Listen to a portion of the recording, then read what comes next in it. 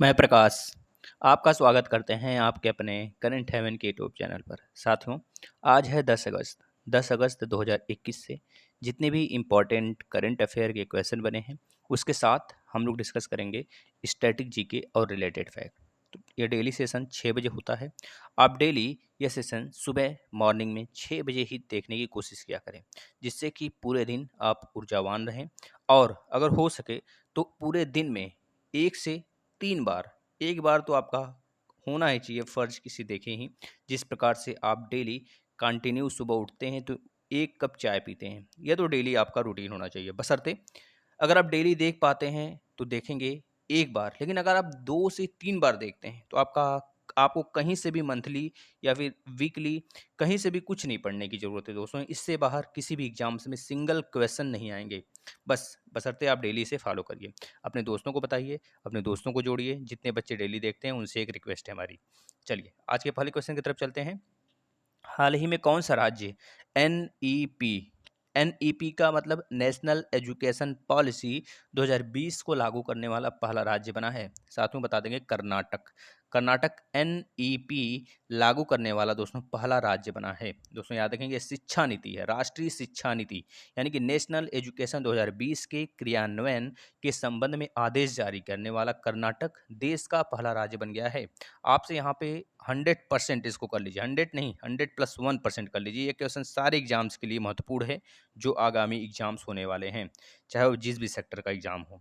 राज्य सरकार ने यानी कर्नाटक ने वर्तमान शैक्षणिक वर्ष 2021-22 से एनईपी 2020 का क्रियान्वयन स्टार्ट करने की यानी कि आदेश जारी कर दिया है। साथियों, नीति के बारे में अगर देख लें हम, शिक्षा जो आपका एनईपी है इसके बारे में अगर देखें, यह नीति विभिन्न सुधारों के माध्यम से प्रणाली को पूरी तरह से बदलने का प्रयास करती है।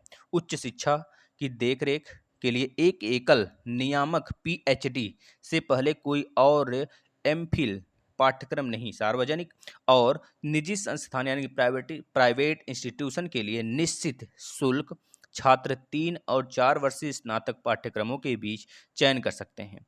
या फिर डिग्री कोर्स हो, कोई डिग्री कोर्स में कोई कोई मतलब कि कई सारी प्रविष्टियाँ होंगी, कोई नहीं मतलब कई सारी प्रविष्टियाँ होंगी, उसमें निकास बिंदु भी आपको हो सकता है। जैसे आपने कब मान लीजिए 3 साल का आपने ग्रेजुएशन कहीं कर रखा है, मतलब कि आप मान लीजिए बीटेक करते हैं, 4 साल का ग्रेजुएशन है बीटेक एक। अगर बात करते हैं, अगर बीच में कहीं 2 साल के बाद आपको वह स्कूल छोड़ना हुआ या फिर आप फेल हो गए, तो आपको 2 साल की ही डिग्री दे दी जाएगी, यह होना चाहिए। और यह आपके पास प्रमाण होगा कि हमने 2 साल तक बीटेक किया है, भले ही आप 4 साल तक ना करें, लेकिन अगर आप 2 साल बीच में ही छोड़ना चाहते हैं आगे, या फिर हो सकता है कहीं आपका जॉब लग जाए गवर्नमेंट, तो आप बीच में ग्रेजुएशन छोड़ सकते हैं। तो छोड़ने के बाद क्या होगा, आपको उसी जगह तक, पहले क्या होता था 2 साल बीटेक कर लिए तो उसका कोई मतलब नहीं रहा। लेकिन आपने अगर अब यदि शिक्षा नीति लागू होने के बाद अगर आप 2 साल में ही फेल हो जाते हैं या फिर किसी कारणवश कॉलेज स्कूल छोड़ देते हैं, तो आपको 2 साल की डिग्री प्रोवाइड कर दी जाएगी इस तरह से। अब कर्नाटक के बारे में बात हुआ है, तो कर्नाटक के बारे में आपको बहुत सारी चीज़ें बताते हैं। दोस्तों कर्नाटक के मुख्यमंत्री इस समय कौन है? बसवराज। याद रखेंगे दोस्तों, बसवराज यानी कि BS बोम्मई करके उनका नाम है, BS बोम्मई यानी कि बसवराज S बोम्मई। दोस्तों याद रखेंगे, ये नए मुख्यमंत्री हैं कर्नाटक के, आपको याद होना चाहिए दोस्तों, यहाँ से प्रश्न पूछेगा। ठीक है ना। नेक्स्ट अगर बात करें, कर्नाटक के राज्यपाल भी दोस्तों चेंज हुए थे।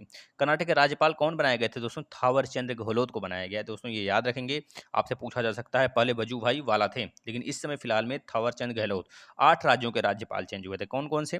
कर्नाटक के राज्यपाल थावरचंद गहलोत बने थे, मध्य प्रदेश के राज्यपाल बंगूभाई छगनभाई पटेल बने थे, और हिमाचल प्रदेश के राज्यपाल राजेंद्रन विश्वनाथन आर्लेकर को बनाया गया है।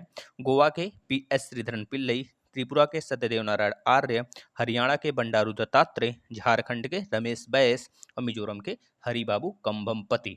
इतने में से आपके एग्जाम में आएगा जो चेंज होते हैं, और बाकी तो आप एक तरह से जीके के रूप में याद कर लीजिए। हम डेली आपका रिवीजन भी कराते हैं। अगर कर्नाटक की हमें बात हुआ है तो कर्नाटक के बारे में आपको कुछ योजनाएं बताते हैं।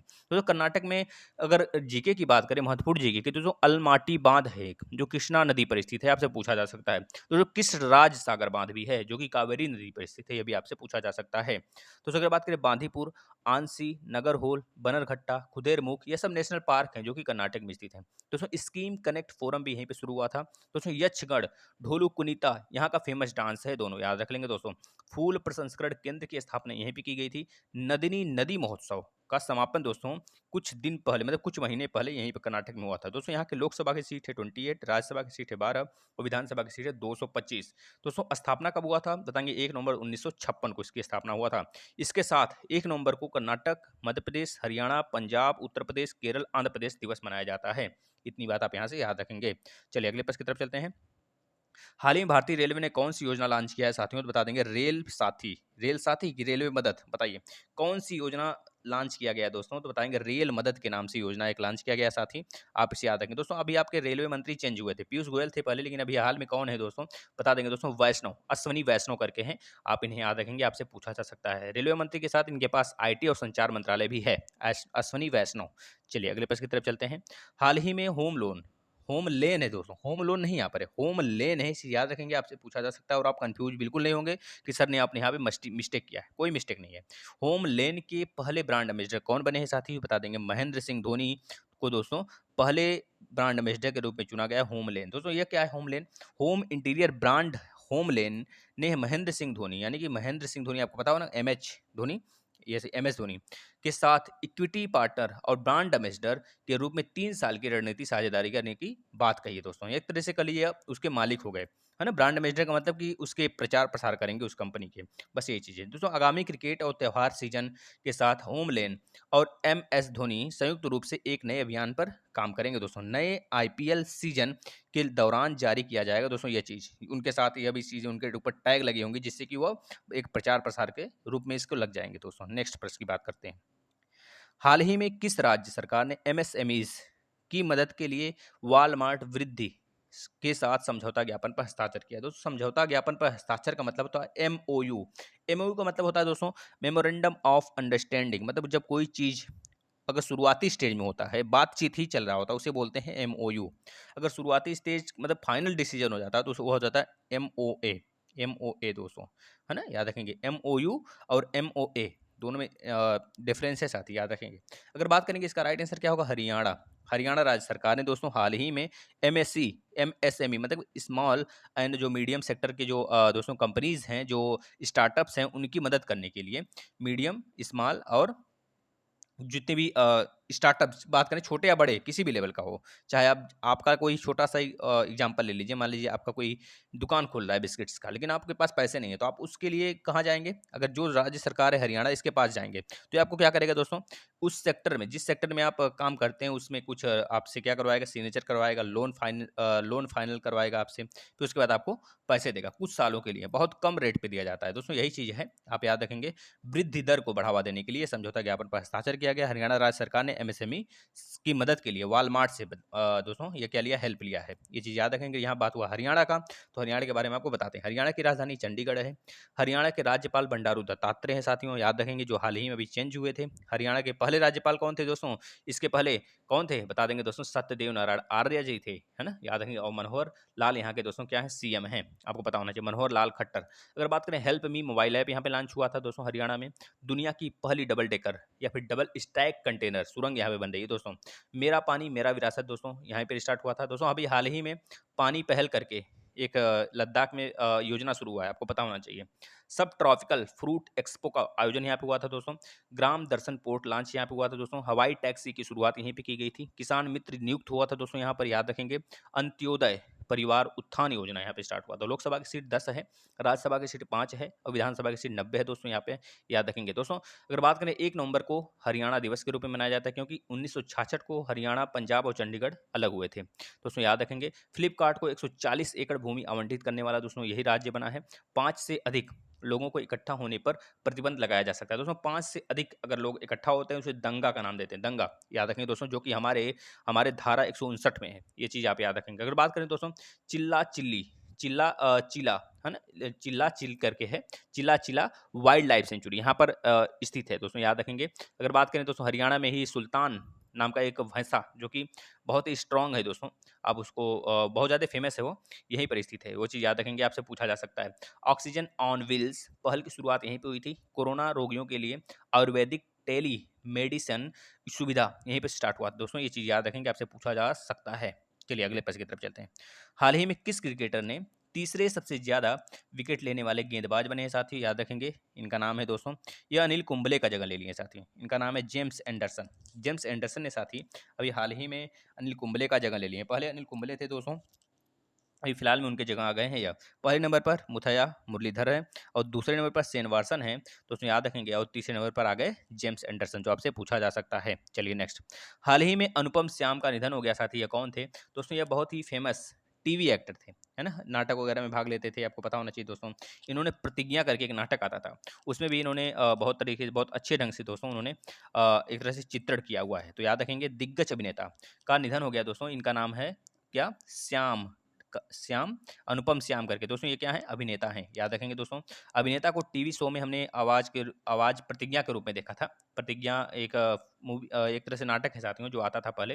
अब पता नहीं आता है कि नहीं, आप ही लोग बता सकते हैं। एक और दोस्तों नाटक है slum, slum dog million near और बैंडिट, बैंडिट ट्रेनिंग करके दोस्तों एक और है। बैंडिट क्वीन करके एक है नाटक। अगर बात करें दोस्तों, एक और मूवी है इनके नाम से बनाई गई थी, मतलब इनके चित्रण उसमें किया गया था, सत्या। सत्या मूवी आपने देखा होगा, नहीं देखा है तो देखेंगे जरूर। दिल से लगान, दिल से एक मूवी है दोस्तों। लगान एक मूवी है दोस्तों। हजारों ख्वाहिशें, ये इस तरह की मूवियां हैं जो कि इन्होंने उसमें अभिनय अपना किया हुआ है। तो याद रखेंगे दोस्तों, यह पूछा जा सकता है क्योंकि इनकी मृत्यु हुई, बहुत ही फेमस एक्टर है साथी, तो इस वजह से यह पूछा जा सकता है। नेक्स्ट प्रश्न की तरफ चलते हैं। हाल ही में नागासाकी दिवस कब मनाया गया साथियों? अभी हमने आपको कुछ दिन पहले ही बताया था, 3 दिन पहले लगभग 6 अगस्त को हिरोशिमा दिवस मनाया गया। दोस्तों हिरोशिमा और नागासाकी पर अमेरिका द्वारा द्वितीय विश्व युद्ध के समापन पर दोस्तों 2 बम गिराए गए थे, 2 एटॉमिक गिराए गए थे, एटम गिराए गए थे, जो कि दोनों नागासाकी और हिरोशिमा दोनों के यहाँ दोस्तों एक तरह से छोटे से, बहुत छोटे शहर हैं कह लिया जाए, जापान के। किसके दोस्तों? जापान के। जापान के। दोस्तों जापान के बारे में आप जितना जानते हैं उतना लिखेंगे। हम आपको कुछ फैक्ट बताते हैं। जापान में 4 मुख्य आइलैंड हैं दोस्तों, याद रखेंगे क्रम से। Hokkaido, Honshu, Shikoku, Kyushu. आप इसे क्रम से याद रख लेंगे, आपसे पूछा जा सकता है साथी। और हमारा जापान दोस्तों टेक्नोलॉजी के मामले में बहुत ही बेहतरीन प्रदर्शन, यहाँ पे खेती वगैरह नहीं होती है दोस्तों। इसका जितने भी कह लीजिए, इसका जो जीडीपी है दोस्तों, केवल और केवल जीडीपी, अगर बात करें जीडीपी में अगर देखा जाए दोस्तों, तो तीसरे नंबर पे आता है, पूरे विश्व में तीसरे नंबर पर आता है दोस्तों। इसका जो जीडीपी है तीसरे नंबर पर, सबसे स्ट्रॉन्ग जीडीपी है दोस्तों, याद रखेंगे। अगर बात करें दोस्तों, इसके यहाँ खेती बिल्कुल नहीं होती है, मतलब कि यहाँ पर सबसे ज़्यादा सेवा क्षेत्र है, सेवा क्षेत्र को बढ़ोतरी यहाँ पे दिया गया है दोस्तों। यहाँ पर इंडस्ट्रीज वगैरह की बहुत ज़्यादा मांग है, ये चीज़ याद रखेंगे साथी, है ना।